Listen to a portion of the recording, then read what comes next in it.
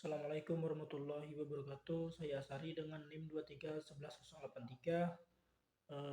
Di sini saya akan menerangkan beberapa materi. Video ini dibuat eh, guna untuk memenuhi tugas kuliah mata kuliah Usul Fiqh yang diampu oleh Muhammad Insan Jauhari MPD. Bismillahirrahmanirrahim. Langsung saja di sini saya akan menjelaskan materi tentang konsep dasar syariah, fikih dan usul fiqh.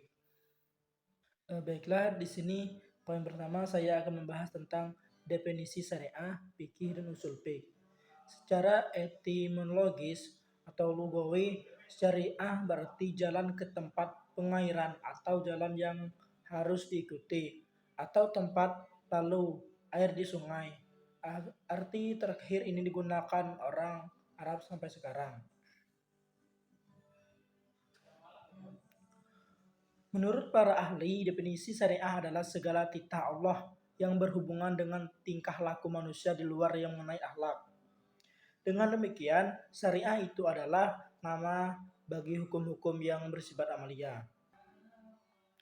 Poin yang kedua adalah definisi fikih. Secara definitif, fikih berarti ilmu tentang hukum-hukum syar'i yang bersifat amalia, yang digali dan ditemukan dan dalil-dalil yang tafsili. Poin yang ketiga membahas tentang definisi usul fikih. Pengertian usul fikih dapat dilihat dari dua sisi. Sisi yang pertama sebagai rangkaian dari dua kata, usul dan fikih. Sisi yang kedua sebagai satu bidang ilmu dari ilmu-ilmu syariat. Kita lanjut pada poin ke B, yaitu membahas tentang sejarah fikih. Sejarah fikih terbagi menjadi 5 periode. Pada periode pertama, yaitu periode pertumbuhan.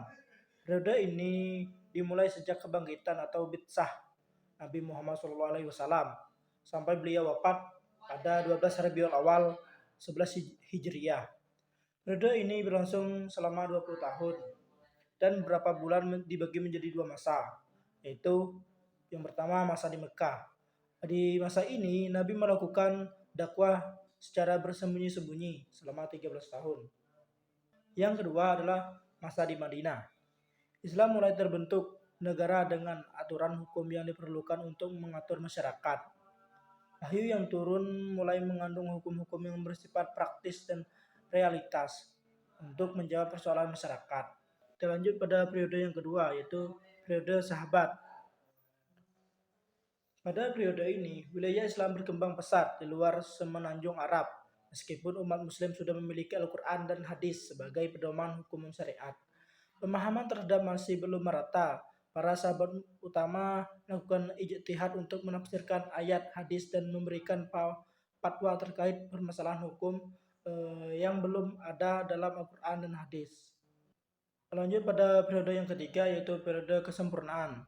Periode kesempurnaan fikih Islam terjadi selama masa awal pemerintahan Bani Abbasiyah 750 Masehi sampai 1258 Masehi, terutama pada 100 tahun pertama kekuasaan mereka.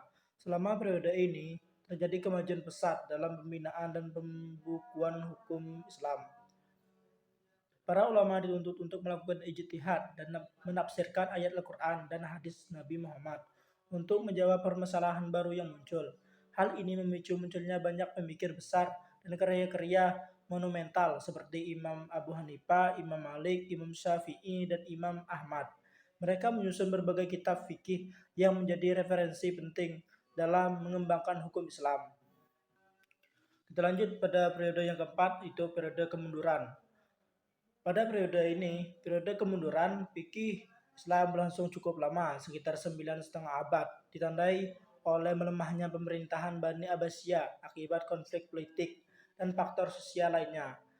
Pada masa ini, semangat ulama untuk melakukan ijtihad atau penelaaran hukum independen menurun drastis. Mereka cenderung hanya mengikuti pendapat yang sudah ada tanpa mengkaji kembali Al-Quran dan hadis secara mendalam, sehingga munculnya budaya taklid, yaitu yang disebut mengikuti pendapat ulama terdahulu tanpa kritik, yang mengakibatkan stagnasi dalam perkembangan fikih. Kita lanjut pada periode yang terakhir, yaitu periode kebangunan kembali.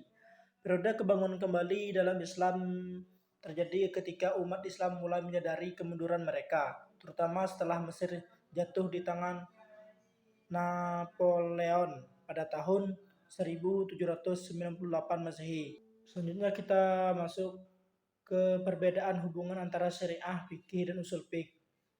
Perbedaan hubungan syariah, fikih, dan usul fikih. Syariah berasal dari Allah dan Rasul-Nya, sedang fikih berasal dari pemikiran manusia. Sedangkan perbedaan utama antara usul fikih dan fikih adalah objek kajiannya. Usul fikih kajiannya adalah dalil-dalil fikih, yaitu kaidah-kaidah yang menjelaskan cara memperoleh kesimpulan hukum dari dalil-dalil tersebut. Usul fikih juga mempelajari kondisi orang yang mengambil kesimpulan hukum, yaitu mustanbit atau al-mujtahid. Baiklah, untuk materi kedua, di sini saya akan membahas tentang sejarah perkembangan fikih dan mazhab fikih. Poin pertama tentang perkembangan fikih pada masa Rasulullah. Pada masa ini terbagi menjadi dua masa, yaitu masa di Mekah dan Madinah. Masa di Mekah. Pada masa ini beliau melakukan dakwah secara bersembunyi-sembunyi dengan diarahkan untuk memperbaiki akidah dan bertauhid. Masa kedua adalah masa di Madinah. Pada masa ini Islam mulai membentuk negara dan aturan hukum untuk mengatur masyarakat Islam di Madinah. Adapun landasan sumber hukum pada masa Rasulullah. Yang pertama, Al-Quran. Al-Quran diturunkan kepada Rasulullah tidaklah sekaligus, berbeda dengan turunnya Taurat pada Nabi Musa. Al-Quran turun secara beransur-ansur sesuai dengan kejadian ataupun peristiwa dan kasus-kasus tertentu serta menjelaskan hukum-hukumnya, memberi jawaban atas pertanyaan-pertanyaan atau jawaban terhadap pemerintahan fatwanya. Yang kedua, Al-Sunnah. Al-Sunnah berfungsi menjelaskan hukum-hukum yang terkandung dalam Al-Quran, seperti sholat, dijelaskan cara-caranya dalam Al-Sunnah. Selain itu juga menjadi penguat bagi hukum-hukum yang telah ditetapkan dalam Al-Quran. Yang ketiga, ijtihad pada masa Rasulullah.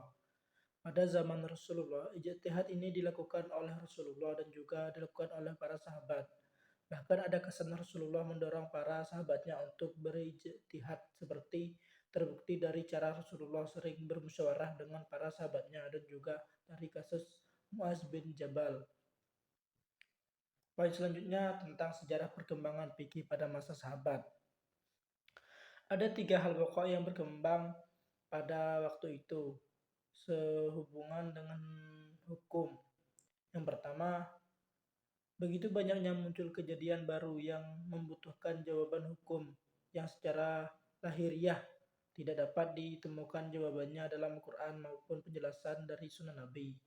Yang kedua, timbulnya masalah-masalah yang secara lahir telah diatur ketentuannya hukumnya dalam Al-Quran maupun Sunnah Nabi. Yang ketiga, dalam Al-Quran ditemukan penjelasan terhadap suatu kejadian secara jelas dan terpisah. Faktor-faktor munculnya dan isu fikih kontemporer. Ada berbagai macam-macam faktor yang melatar belakangi munculnya isu fikih kontemporer. Di antaranya ialah yang pertama, arus modernisasi yang meliputi hampir seluruh negara-negara yang mayoritas penduduknya beragama Islam. Yang kedua, lahirnya kesadaran terkini di kalangan ulama yang cendekiawan Muslim kontemporer untuk merevisi standar sistem hukum yang selama ini dikuasai oleh bangsa penjajah atau asing. Yang ketiga, masih stagnan atau tetap yang pemikiran fikih klasik, rivalnya kontemporer terhadap pemahaman tekstual ad hoc atau status quo dan parsial, sehingga kerangka sistematika metodologis pengajian tidak komprehensif. Selanjutnya membahas materi tentang taharah. Taharah terbagi dua, yaitu taharah maknawiyah, yaitu membersihkan diri dari syirik dan maksiat. Caranya adalah dengan bertauhid dan berbuat amal soleh. Yang kedua, taharah hisiyah, yaitu membersihkan diri dari hadas dan najis. Inilah taharah bagian kedua dari iman. Air terbagi menjadi beberapa macam, yaitu air mutlak, air mustakmal, air yang berubah karena benda suci, dan air yang bertemu najis. Air mutlak. Terkait statusnya, air ini suci, mensucikan, artinya air itu suci di dalam dirinya dan mensucikan yang lain.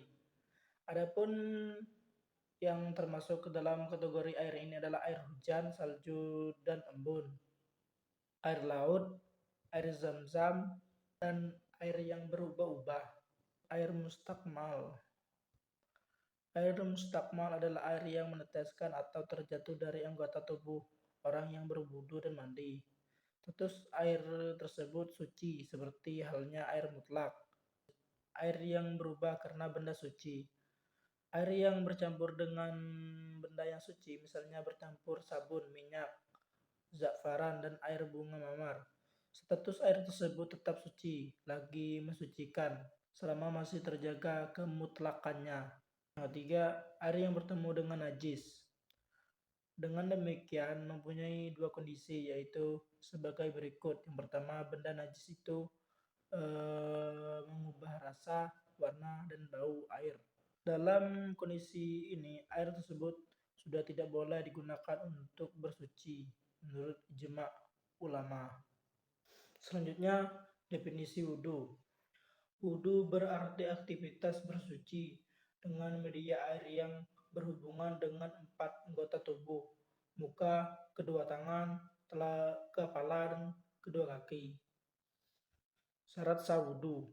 Syarat sah wudhu ada 10, yaitu Islam, berakal, mumayyiz atau balik, berniat sebelum memulai, tidak memutuskan niat sebelum selesainya wudhu, telah berhentinya suatu yang mewajibkan wudhu, telah beristinja, tidak ada suatu yang menghalangi sampainya air ke kulit, dan telah masuknya waktu sholat bagi orang yang mengalami hadas terus menerus. Rukun wudhu.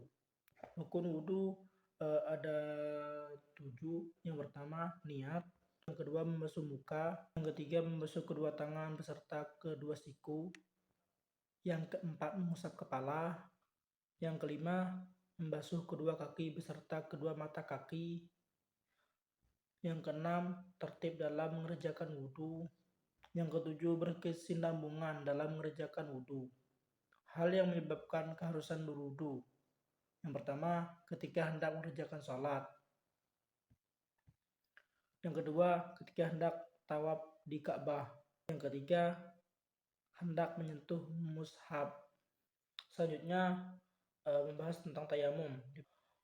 Hukum tayamum. Yang pertama, berniat.